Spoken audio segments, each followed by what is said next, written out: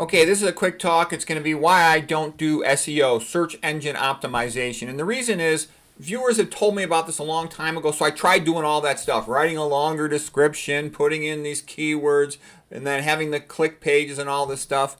And it made no difference, like zero. I couldn't ever find that it was beneficial. And I have very limited time. I work full time as a clinical doctor, and I have an idea in my head, and I'll write it down on a note card, whatever the idea is. And then I come home, I make a talk real fast, and I give a talk, okay? Or I read a chapter from my book or something.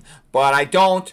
The really devoted channels, you'll see, they got all this stuff linked, cross-linked around every video channel that exists. I really don't have time to do that, and I don't do SEO because I did try doing it for about 2 months, and it didn't make any difference. So that's why I don't do it. All right, I'm going to share with you a couple thoughts, too, just related to all this that you might find interesting. I think like what YouTube wants, not that I really know, but it seems to me what YouTube wants is it wants people to spend time on YouTube because if they go somewhere else, they'll learn things that it doesn't want them to know. Because there's a lot of different information on different sites. And really, I think of each site as being useful for a certain type of information. This guy was one of my heroes. His name was Colonel John Boyd. He's a very famous United States fighter pilot genius, okay? I read like 3 biographies of him. I liked him so much. And one of the things he said, you can either be somebody, which means kiss ass and be a conformist, and you will get promoted within the system, okay? You'll be like a glorified mediocrity. And that's what I mostly saw in my experience at the big name places in medicine. Okay, there's some exceptions to that. But in general, that's what I saw as who gets promoted. It will be some by the book, kiss ass, mediocre type who plays the game and who's popular with the people who pull the strings for promotion. Okay, and what I also saw is the people who are doing great stuff, really innovative work, they were pissing people off. Okay, like there was this one guy, a neuroradiologist named Randy Jenkins, and I read his papers, I read his book, and I'm like, wow, this is cool. Some of it's a little crazy, but this guy's smart, he's interesting. And then I was around some of the so-called higher ups in the world of neuroradiology, like, oh, he's an asshole, he's a jerk, blah blah blah. They're pissed off because they're jealous of him because he's so smart and because he was doing interesting things. And he was doing some wild out there ideas, myelography with gadolinium at that time, okay? But guys like that create real advancements. So what I'm saying is it's not in my blood to be a kiss-ass conformist. And I did want to achieve something. So I've pushed, even though that pisses higher ups. And like I said, I'm the bad boy of veganism, that doesn't get me promoted. I don't get invited almost anywhere. Okay, but I know I'm doing good. Plus, I know all the internet stuff. I watched all the videos and stuff, and I read tons and tons of papers and books. So I can tell that my voice needs to be on the internet because I'm not just saying what other people are saying. I'm telling you a lot of things that you're not hearing elsewhere. But like I said, there's other stuff that if you want to learn it, you got to go to the other channels. You got to go, and we talked about that before. There's a whole bunch of other video channels. YouTube is the biggest one, and it is the best for general nutrition knowledge, general medical science type knowledge, and it's pretty good for art history, things like that.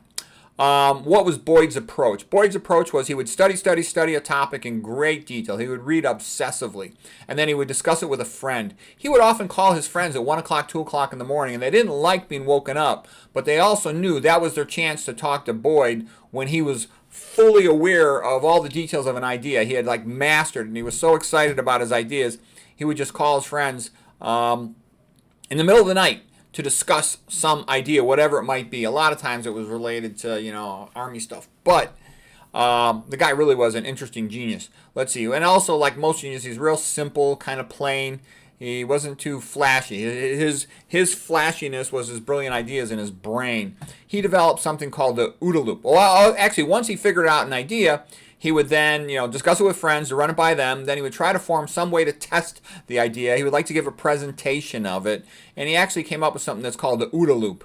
OODA loop. Observing a situation, orientating to what you think is the key issues, deciding what you're going to do, and then acting out your idea or finding a way to test your idea.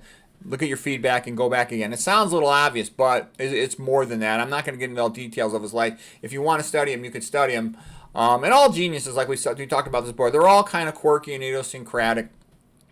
And so another reason why am I even making this video? Because I've had lots of SEO experts send me emails saying, oh, why don't you let me do SEO for your site? Your SEO stinks. You're missing out on so many opportunities. I'm like, you know what? I already tried there, been there, done that, and it was a waste of time.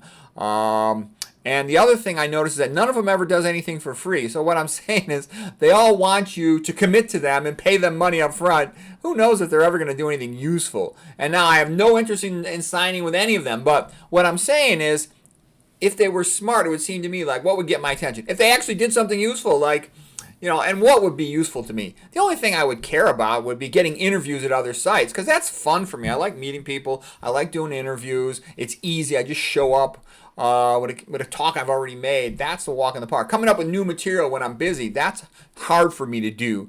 Also, if anybody wants to do anything nice for me or this channel, write a review of my book. I don't care. Just based on all these lectures you've seen, I've already reviewed, I guess probably only about 10% of the book. But you could write a review of the book based on that. My slides are basically just the book. I'm reading right from the book.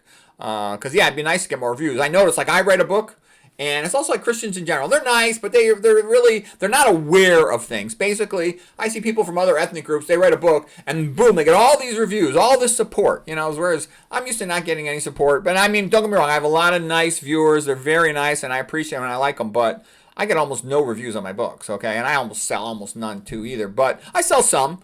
And you know what my attitude is? It can't change how things are. I'm grateful that I was given the opportunity to be so knowledgeable and to have a medium to convey it through on the internet, but I don't have any marketing stuff. Plus, a lot of these other channels where you see guys doing it for a living, it's because they're being sponsored. They're being sponsored by some corporation who wants them to promote something. Promote soy or coffee or MSG or omega-3s or some other nonsense. So I don't promote anything. I have no sponsors, none, zero. And it's okay. Like I said, my goal is to try to be somebody. My goal is to try to be the best doctor in the world. And I know I could do it because I see what else is on the internet, and I know I can compete with that or out-compete it even. The only real competition is Dr. McDougall, okay? And he's, got tons and tons of previous work that he's done that's great. And now he's retired, so he's reading and studying all the time, whereas I'm working. I don't got as much time to read and study as I wish I did. But anyways, that's why I don't do CEO.